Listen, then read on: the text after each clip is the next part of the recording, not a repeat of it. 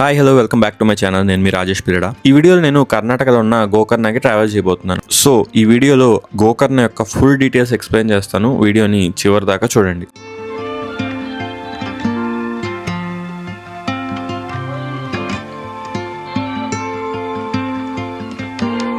గోకర్ణ అంటే అందరికీ గుర్తొచ్చేది ఇక్కడ ఉండే బీచెస్. అయితే గోకర్ణ అనేది జస్ట్ టూరిస్ట్ స్పాట్ మాత్రమే కాదు. భూ కైలాస్ అని పిలిచే ఈ గోకర్ణలో అత్యంత పవిత్రమైన మహాశివుని ఆత్మలింగం ఉంది. అందుకే ప్రతి ఒక్కళ్ళు ఖచ్చితంగా ఒక్కసారైనా గోకర్ణలో ఉన్న మహాబలేశ్వర ఆలయంని దర్శించుకోవాలి. సో ఈ వీడియోలో నేను గోకర్ణకి ఎలా వెళ్ళాలి, అక్కడ హోటల్స్ కానీ హాస్టల్స్ కానీ ఆప్షన్స్ ఎలా ఉన్నాయి, అలాగే మహాబలేశ్వర స్వామి దర్శనం ఎలా చేసుకోవాలి మరియు పాటించవలసిన నియమాలు ఏంటి అనే విషయాలు క్లియర్ గా చెప్తాను. అలాగే ఫుడ్ ఆప్షన్స్ ఏముంటాయి, విజిట్ చేయాల్సిన ప్లేసెస్ ఏంటి, ఇక్కడ నుంచి మురుడేశ్వర్ కి ఎలా వెళ్ళాలి, అలాగే ఎంత బడ్జెట్ లో ప్లాన్ చేసుకోవచ్చు అనే అన్ని డీటెయిల్స్ కవర్ చేస్తాను. ఇంకా ఈ మధ్య యూట్యూబ్ లో చాలా మంది గోకర్ణలో ఉన్న టూరిస్ట్ ప్లేసెస్ మరియు బీచెస్ ని బాగా హైప్ చేస్తున్నారు. అసలు అవన్నీ వర్త్ ద హైపా కాదా అనే విషయం కూడా ఈ వీడియోలో డిస్కస్ చేద్దాం. కాబట్టి వీడియోని స్కిప్ చేయకుండా చివరి దాకా చూడండి అండ్ వీడియోని లైక్ చేసి మా ఛానల్ సబ్స్క్రైబ్ చేసుకోవడం మర్చిపోకండి.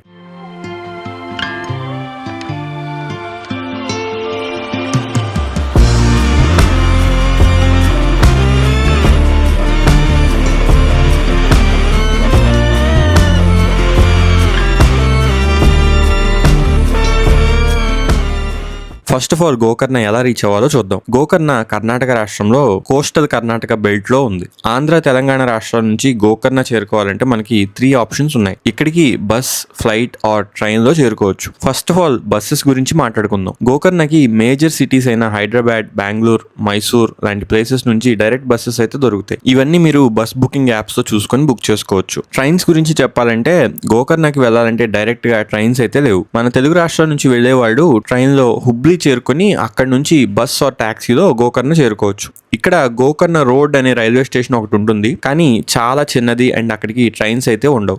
సో హుబ్లీకి రెగ్యులర్ గా ట్రైన్స్ అయితే దొరుకుతాయి. సో ఎక్కడ ఉన్నా ఫస్ట్ మనం హుబ్లీ చేరుకొని గోకర్ణ వెళ్ళాలి. హుబ్లీ నుంచి గోకర్ణ డిస్టెన్స్ 154 కిలోమీటర్స్ ఉంటుంది. ఒకవేళ ఎవరైనా ఫ్లైట్ లో వెళ్ళాలనుకుంటే వాళ్ళు హుబ్లీ ఎయిర్పోర్ట్ కి చేరుకొని అక్కడ నుంచి సేమ్ ఇలాగే గోకర్ణ చేరుకోవాలి, లేదా గోవా ఎయిర్పోర్ట్ కి చేరుకొని అక్కడ నుంచి కూడా గోకర్ణ చేరుకోవచ్చు. నా విషయానికి వస్తే నేను కర్ణాటక ట్రిప్ కూడా మా పేరెంట్స్ తోనే వెళ్ళాను. మేము మా ట్రిప్ ని విజయవాడ నుంచి స్టార్ట్ చేసాం. విజయవాడ నుంచి హుబ్లీకి మేము ఈ ట్రైన్ లో చేరుకున్నాం. ఈ ట్రైన్ విజయవాడలో ఈవినింగ్ 7:45 కి స్టార్ట్ అయ్యి నెక్స్ట్ డే మార్నింగ్ 11:30కి హుబ్లీ రీచ్ అవుతుంది. టోటల్ ట్రావెల్ టైం 15 అవర్స్ పట్టింది విజయవాడ నుంచి హుబ్లీ చేరుకోవడానికి. మేము హుబ్లీ స్టేషన్ రీచ్ అయ్యేసరికి మార్నింగ్ 11:30 అయింది. ఇదే హుబ్లీ స్టేషన్. దీన్నే హుబ్బలి అని కూడా పిలుస్తారు. ఇక్కడ మీకు స్టేషన్ లో ఇలా అండర్ పాస్ కనిపిస్తుంది. ఇందులోంచి అలా నడుచుకుంటూ బయటికి వెళ్తే మీకు ఎగ్జిట్ గేట్ వస్తుంది. ఇప్పుడు హుబ్లీ నుంచి మనం గోకర్ణ ఎలా వెళ్ళాలో క్లియర్ గా తెలుసుకుందాం.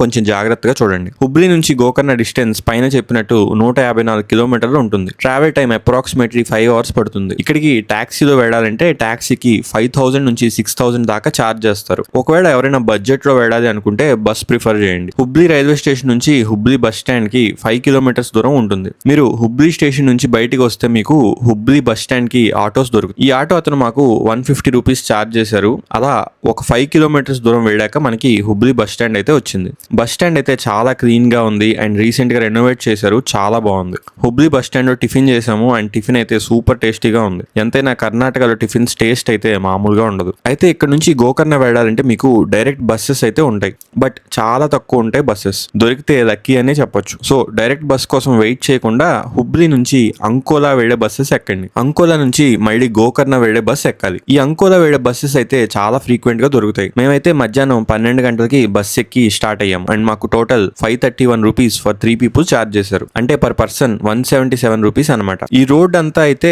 చాలా వరకు ghat road and forest road లాగే ఉంటుంది. మేము అంకోలా రీచ్ అయ్యేసరికి మధ్యాహ్నం 3:30 అయింది. అంటే హుబ్లీ నుంచి అంకోలాకి 3.5 అవర్స్ జర్నీ అనమాట.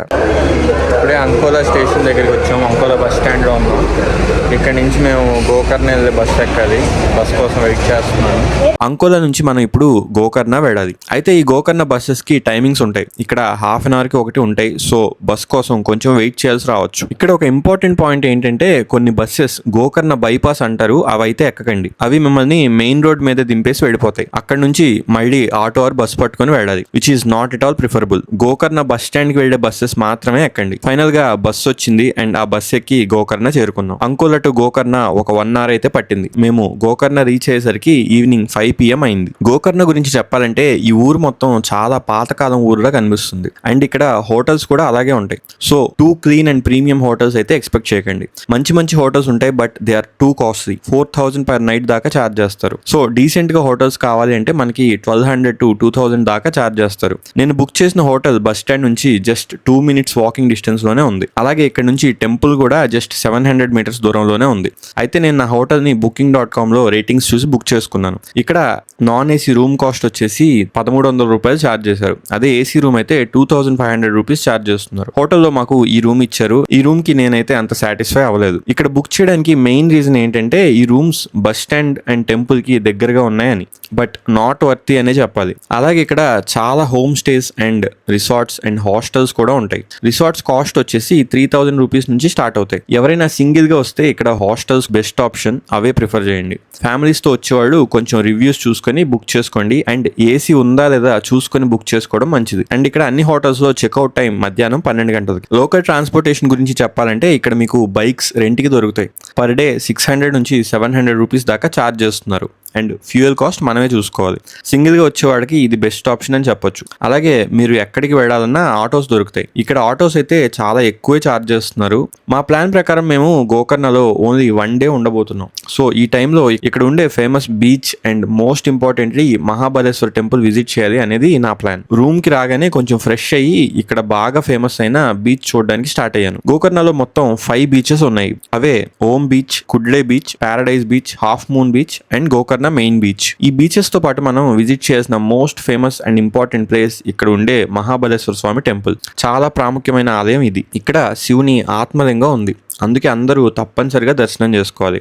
సో ఒకవేళ గోకర్ణ వస్తే ఇవే మీరు చూడవలసిన ప్లేసెస్. మేము ఈవినింగ్ రూమ్ కి రీచ్ అయ్యాక ఇంకా నేను రూమ్ లో ఫ్రెష్ అయ్యి ఆటో ఎక్కి ఓం బీచ్ కి స్టార్ట్ అయ్యాను.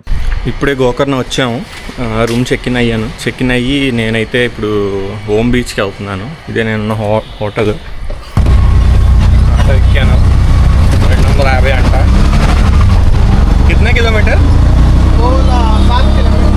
7 kilometers అంట. ఒకడికి అయినా 250 అంట. ముగ్గురు ఎక్కినా 250 అంట. డీజే ఆస్మా యాక్షన్ 5తో రికార్డ్ చేస్తున్నాను. చూద్దాం అప్పుడు ఎలా వచ్చిందో. నేను నెక్స్ట్ చేయలేదు, ఇదే అనమాట షూట్ చేయడం.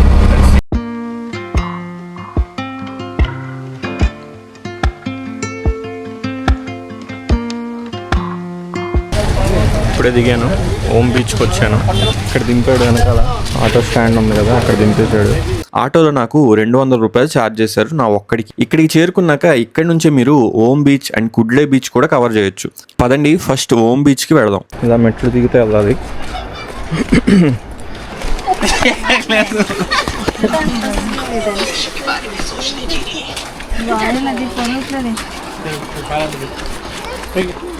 ఇక్కడ ఆవులు కొట్టుకోవడానికి రెడీగా ఉన్నాయి.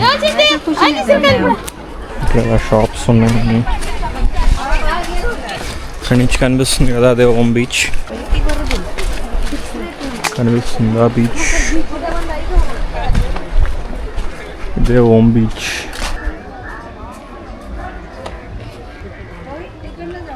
ఇలా ఉంది బీచ్.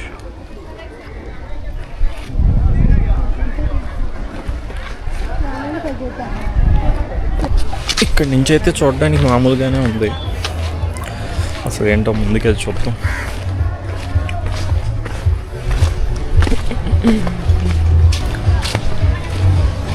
ఇక్కడ క్యాఫేస్ ఉన్నాయి చాలా. ఇక్కడ మీకు బీచ్లో కెఫేస్, రెస్టారెంట్స్ కూడా ఉంటాయి.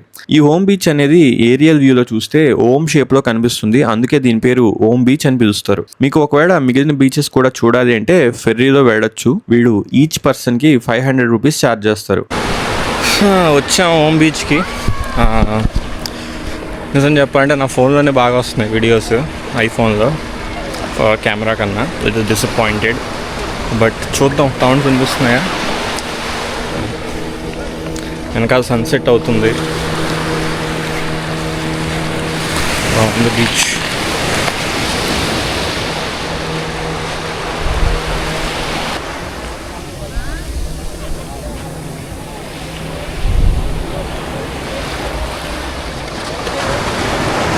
ఇదొక సైడ్ అన్నమాట ఓమ్ బీచ్.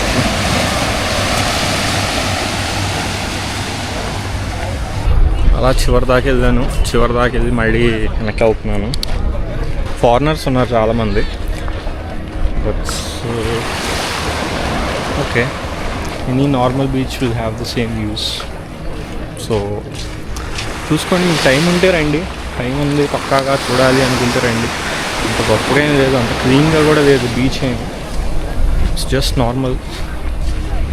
ఈ బీచెస్ అన్ని విజిట్ చేయాలంటే ఇంకో ఆప్షన్ కూడా ఉంది, అదే ట్రెక్కింగ్ అనమాట. మీకు కనుక 1 డే ఎక్స్ట్రా ఉంది అండ్ కొంచెం అడ్వెంచరస్ గా ట్రై చేయాలి అనుకుంటే ట్రెక్ చేసి ఈ బీచెస్ అన్ని కవర్ చేయొచ్చు. ఈ ట్రెక్ టోటల్ డిస్టెన్స్ వచ్చేసి 8 కిలోమీటర్స్ ఉంటుంది. ఇది కంప్లీట్ అవడానికి 7 to 8 hours దాకా పట్టొచ్చు. ఇందులో కుడ్లే బీచ్ నుంచి స్టార్ట్ అయ్యి అక్కడ నుంచి ohm beach, Half Moon Beach and paradise beach cover చేయొచ్చు. ఎవరికైనా ఇంట్రెస్ట్ ఉంటే ట్రై చేయండి. ట్రెక్ అవసరం లేదు అనుకునే వాళ్ళు ఫెర్రీలో బీచెస్ అన్ని కవర్ చేసుకోవచ్చు.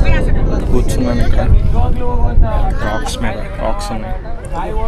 ఇక్కడ కూర్చున్నాను, సన్సెట్ చూస్తున్నాను. సన్సెట్ చూడండి.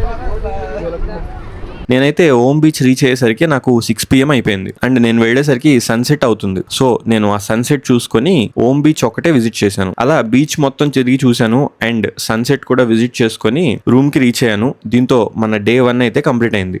అయితే పాస్ట్ ఫ్యూ ఇయర్స్ లో గోకర్ణ అని చిన్న టైప్ గోవా లాగా చాలా ప్రమోట్ చేస్తున్నారు యూట్యూబ్ అండ్ ఇన్స్టాగ్రామ్ లో. ఏరియల్ వ్యూలో ఈ బీచెస్ అన్ని చాలా అందంగా కనిపిస్తాయి. బట్ నా ఆనెస్ట్ ఒపీనియన్ చెప్పాలంటే నాకైతే అంత గొప్పగా అయితే అనిపించలేదు. ఫ్యామిలీస్ తో వెళ్ళేవాడికి ఇక్కడ ఫెసిలిటీస్ కానీ, ప్రాపర్ ఇన్ఫ్రాస్ట్రక్చర్ కానీ, ట్రాన్స్పోర్టేషన్ ఆప్షన్స్ కానీ, అలాగే ఫుడ్ ఆప్షన్స్ కానీ అసలు చాలా తక్కువగా ఉన్నాయనిపించింది. సో మీరు అన్ని ముందుగానే చూసుకొని ప్లాన్ చేసుకోండి. ఇలా బోట్ రైడ్స్ ఉంటాయి. ఇది 500 తీసుకుంటారు ఒక్కొక్కడికి మనిషి. అదంతా తిప్పి తీసుకొస్తారు. అయిపోయింది, అవుతున్నాను మళ్ళీ వెనక్కి. ఓమ్ బీచ్ అయిపోయింది చూడడం. పర్వాలేదు, యావరేజ్గా ఉంటుంది. నాకేమంత గొప్పగా అనిపించలేదు. ఒకటి చాలా బీచెస్ చూశాను కానీ అంత గొప్పగా అయితే ఏం లేదు. So let's go back.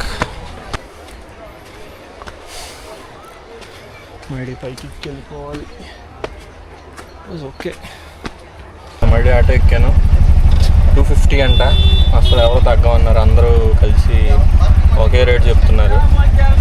ఇంకేం చేయలేం, ఇంకంతే.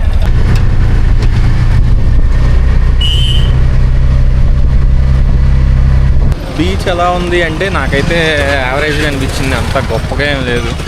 అంత ఇక్కడ యూట్యూబ్ వీడియోస్లో వాటిలో హైప్ ఇస్తుంది, అంత గొప్పగా అయితే ఏం లేదు. మరి అక్కడికి వెళ్ళడానికి రావడానికి కూడా చాలా ఇబ్బంది. 250 రూపీస్ తీసుకున్నాను నా ఒక్కడికి. వెళ్ళడానికి 250, రావడానికి 250. టూ మచ్ అసలు. అదేం పెద్ద దూరం కూడా లేదు, జస్ట్ 5-6 కిలోమీటర్స్ ఉంటుంది అంతే. దానికే 250 అంటే నాట్ ఎట్ ఆల్ వర్తీ అనమాట, not at all worthy. So ముగ్గురున్న 250 అంట, ఒకడున్న 250 అంట. మరి షేరింగ్ లేదంట, షేరింగ్ ఎక్కించుకోరంట ఎవరిని. అదేంటో అర్థం కాలేదు. టూ మచ్ అసలు. టూరిస్టుల దగ్గర బాగా ఇలాగే చేసి వాడిని తగ్గించేశారు టూరిస్ట్ని. ఇప్పుడు గోవా టూరిజం అయితే చాలా పడిపోయింది, బట్ ఇక్కడ కూడా అలాగే చేస్తున్నారు. సో ఇదైతే తగ్గాలి, లేదంటే ఇంతే టూరిజం, మన ఇండియన్ టూరిజం అయితే ఇంకా డెవలప్ అవ్వదు. అది సంగతి. వచ్చేసాను నేను ఇప్పుడు రూమ్కి. ఇక్కడ ఫుడ్ ఆప్షన్స్ ఎలాగున్నాయో చూడాలి. చూసి తినేసి ఇవాళ రెస్ట్ తీసుకుంటాను. రేపు నా దర్శనం, రేపు వెళ్ళాలి దర్శనానికి. నెక్స్ట్ డే మార్నింగ్ రెడీ అయ్యి మనం ఇప్పుడు మహాబలేశ్వర స్వామి ఆలయానికి వెళ్ళబోతున్నాం. మా రూమ్ నుంచి మహాబలేశ్వర టెంపుల్ జస్ట్ 700 meters దూరంలోనే ఉంది. Good morning. ఇప్పుడు మనం గుడికి వెళ్ళబోతున్నాం, మహాబలేశ్వర స్వామి గుడికి. ఇప్పుడే రెడీ అయ్యాం. టైం వచ్చేసి 7 అయింది. గుడికి అయితే షర్ట్స్ అవన్నీ అలౌ చేయరు, అక్కడికి వెళ్ళాక తీసేయాలి. పంచకండం అయితే కంపల్సరీగా ఉండాలి. దర్శనం చేసుకుని మనం మళ్ళీ మురుడేశ్వర వెళ్ళాలి. సో ఇప్పుడే గుడికి వెళ్తున్నాం. ఇక్కడి నుంచి పక్కనే గుడి. ఇక్కడైతే పంచకండవ కంపల్సరీ అనమాట, కంపల్సరీగా వేసుకోవాలి పంచకండవ. షర్ట్ కూడా తీసేయాలి. అక్కడికి వెళ్ళిన తర్వాత షర్ట్ వేసుకొని వెళ్తున్నాను. ఏదైనా తీసేద్దాం. ఇది బస్ స్టాండ్. ఇటు ఇలా స్ట్రైట్కి వెళ్తే మన గుడి వచ్చింది. ఇంకా ఏం ఓపెన్ చేయాలి. ఇవన్నీ షాప్స్ ఓపెన్ అయ్యి ఉంటాయి. పొద్దున్నే కదా, ఏం ఓపెన్ అయ్యేది. ఈ టెంపుల్కి వెళ్ళాలంటే ఖచ్చితంగా డ్రెస్ కోడ్ అయితే ఫాలో అవ్వాలి. లేడీస్ అయితే శారీ ఆర్ చుడిదార్స్ లాంటివి అలో చేస్తారు. జెంట్స్ అయితే ధోతి అండ్ కండువా వేసుకోవాలి. ఈ మహాబలేశ్వర టెంపుల్లో మహాశివుని ఆత్మలింగం ఉంది. ఈ టెంపుల్ స్టోరీ ఏంటంటే, రావణాసురుడు అతని తల్లి కోరిక మేరకు ఘోరంగా తపస్సు చేసి శివుడి ఆత్మలింగాన్ని పొందుతాడు. అయితే శివుడు ఆత్మలింగాన్ని రావణాసురుడికి ఇస్తూ ఎట్టి పరిస్థితుల్లో కూడా ఈ ఆత్మలింగాన్ని భూమి మీద పెట్టకూడదు అని చెప్తారు. అలాగే అని చెప్పి రావణాసురుడు ఆత్మలింగం తీసుకొని లంకకి బయలుదేరతాడు. ఆత్మలింగం రావణాసురుడి దగ్గర ఉండటం మంచిది కాదు అని తన సుదర్శన చక్రాన్ని సూర్యుడికి అడ్డుగా పెడతాడు విష్ణుమూర్తి. అలా అడ్డు పెట్టడం వల్ల సాయంత్రం అయినట్టు భ్రమ కలుగుతుంది రావణాసురుడు. అయితే సాయంత్రం అవడం వల్ల సంధ్యావందనం చేసుకోవాలి అని చూస్తుండగా ఒక గోవుల కాపరి రూపంలో వినాయకుడు అక్కడికి వస్తాడు. ఆ పిల్లవాడికి ఆత్మలింగం ఇచ్చి ఎట్టి పరిస్థితుల్లో కూడా ఈ లింగాన్ని కింద పెట్టద్దు అని చెప్తాడు. అప్పుడు ఆ పిల్లవాడు రూపంలో ఉన్న వినాయకుడు, నేను 3 సార్లు పిలుస్తాను, ఈలోగా రాకపోతే ఈ ఆత్మలింగాన్ని కింద పెట్టేస్తాను అని చెప్తాడు. సరిగ్గా రావణాసుడు సంధ్యావందనం చేస్తున్న టైంలో రావణాసుడిని 3 సార్లు గబగబా పిలిచి ఆ లింగాన్ని నేల మీద పెట్టేస్తాడు. రావణాసుడు పరుగులు పెడుతూ వచ్చినా ఈలోగానే ఆ లింగం నేల మీద పెట్టేస్తాడు వినాయకుడు. రావణాసుడు ఎంత ట్రై చేసినా ఆ లింగం అక్కడే ప్రతిష్ఠ అయిపోయి ఎంతకి కదపలేకపోతాడు. ఆ విధంగానే శివుని ఆత్మలింగం ఇక్కడ గోకర్ణలో మహాబలేశ్వర స్వామిగా ప్రసిద్ధి పొందింది. ఇదే మహాబలేశ్వర స్వామి ఆలయం యొక్క స్టోరీ. కాఫీ తాగడానికి వచ్చాం. పొద్దున్నే కదా, జలుబుగా ఉంది. కాఫీ తాగేసి స్టార్ట్ అవ్వాలి గుడికి.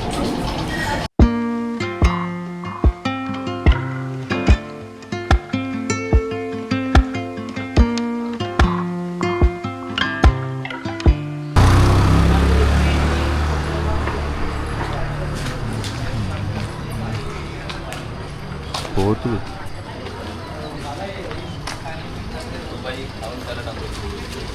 చక్రం చూడండి ఎంత ఉంది.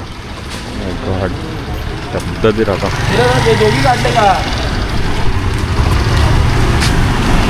ఎదురే అలా స్ట్రైట్కి వెళ్తే మనకు గుడి వచ్చేస్తుంది. మీరు అలా నడుచుకుంటూ వెళ్తే మీకు మొదటగా వినాయకుడి ఆలయం వస్తుంది. ఇక్కడ గోకర్ణలో స్వామివారిని దర్శించుకునే ముందు ఖచ్చితంగా వినాయకుడి దర్శనం చేసుకోవాలి. వినాయకుడు గోవుల కాపర్ రూపంలో ఆత్మలింగాన్ని కింద పెట్టినప్పుడు రావణాసుడు కోపంతో వినాయకుడి తల మీద మొట్టికాయ వేస్తాడు. మీకు ఇప్పటికీ విగ్రహం మీద ఆ నొక్కులాగా కనిపిస్తుంది. వినాయకుడి గుడిలో మీకు అభిషేకం కూడా చేస్తారు. వీళ్ళు 250 రూపాయలు ఛార్జ్ చేస్తున్నారు. చాలా బాగా చేశారు. మేము వినాయకుడి దర్శనం కంప్లీట్ చేసుకుని అలా నడుచుకుంటూ గుడి దగ్గరికి చేరుకున్నాం. ఇది వినాయకుడి గుడి అనమాట. ఇక్కడ నుంచి అలా స్ట్రైట్గా వెళ్తే మనకి స్వామివారి గుడి ఉంటుంది. ఈ సైడ్కి వెళ్ళిపోతే ఇదే గోకర్ణ ఆలయం ఎంట్రన్స్. ఇప్పుడే వినాయకుడి గుడిలో దర్శనం అయింది. మనం ఇప్పుడు స్వామివారి గుడికి వెళ్తున్నాం, మహాబలేశ్వర స్వామి గుడికి. ఇదే గుడి.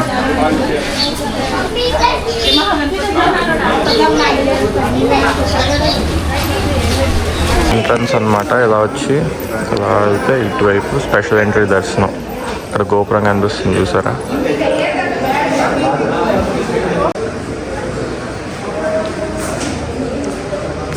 ఇదిగోండి అదే గోపురం కనిపిస్తుంది కదా, అది గోపురం.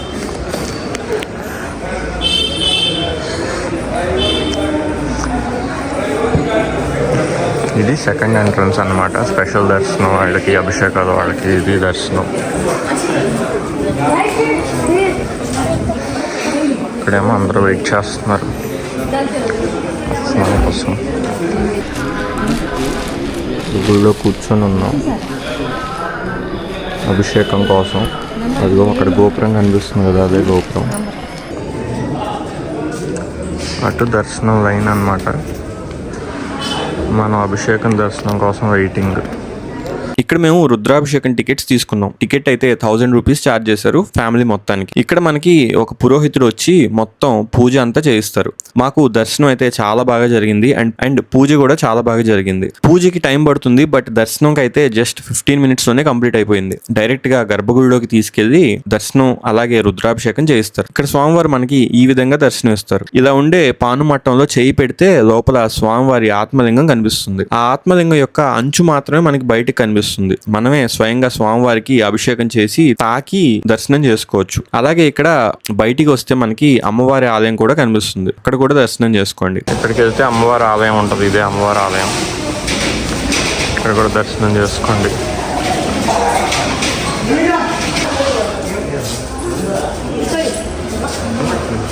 అమ్మవారి గుడి ఉంటుంది. వెళ్ళాలి. ఇక్కడే వీరభద్రస్వామి ఆలయం కూడా ఉంది. అది కూడా దర్శనం చేసుకుని టెంపుల్ బయటికి రావాలి. దర్శనం అయిన తర్వాత ఇక్కడే ఉండే గోకర్ణ మెయిన్ బీచ్ కి వెళ్ళండి. ఇది కూడా చాలా బాగుంటుంది. మేమైతే ఇక్కడ నుంచి మళ్ళీ మురుడేశ్వర్ వెళ్ళాలి. సో దర్శనం కంప్లీట్ అవగానే మా రూమ్ కి స్టార్ట్ అయ్యాము. ఇప్పుడే దర్శనం కంప్లీట్ అయింది. బాగా జరిగింది. రుద్రాభిషేకం చేయించాను. తొందరగానే కంప్లీట్ అయింది. కానీ కొంచెం అక్కడ పూజ అదే టైం పట్టింది. గుడి అయితే చాలా బాగుంది. లోపల శివలింగం లోపల చేయి పెట్టి దర్శించుకోవాలన్నమాట. చిన్నది ఉంటుంది శివలింగం. పైన టిప్పు వరకే మనకి తగిలిద్ది. ఒక వెండి కవచం లాగా ఉంటుంది. అందులో మనం చేయి పెట్టి దర్శనం చేసుకోవాలి. దర్శనం అయితే చాలా బాగా జరిగింది. ఇప్పుడు టైం వచ్చేసి 10 అయింది దగ్గర. మేము మార్నింగ్ 8:30 అలా వెళ్దాం. 10 అయింది దర్శనం కంప్లీట్ అయ్యేసరికి. అక్కడే అమ్మవారి దర్శనం, వీరభద్రస్వామి గుడి అవి కూడా ఉన్నాయి. అవి కూడా దర్శనం చేసుకున్నాను. ఇప్పుడు మనం రూమ్కి వెళ్ళి మన బట్టలన్నీ సర్దుకొని చెక్అవుట్ చేసేసి మనం మురుడేశ్వర్ స్టార్ట్ అవ్వాలన్నమాట.